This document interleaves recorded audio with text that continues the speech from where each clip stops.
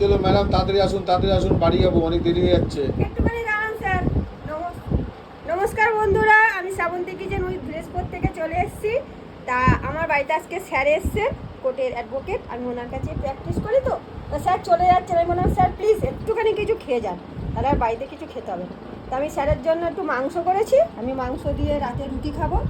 আর একটা রোল বানিয়ে দিয়েছি, একটু গজা, পেঁপে আর থানসা। স্যার এইগুলো একটু, কারণ স্যার আসে না, আমি স্যারকে ডেকে পাঠাই টুকটাক কাজের পরামর্শের জন্য। স্যার আমাকে অনেক হেল্প করেন। তাই স্যারকে বলুন স্যার আপনি একটু খেয়ে যান, আর রাতে আপনাকে বাড়িতে গিয়ে খেতে হবে না। তা বন্ধুরা, আপনাদের বাড়িতেও কেউ এলে এরকম করে আপনারা দেবেন তাকে। আর প্লিজ বন্ধুরা, আপনারা আমাকে প্রচুর প্রচুর পরিমাণে লাইক, শেয়ার আর সাবস্ক্রাইব করবেন, আর কমেন্টসে জানাবেন।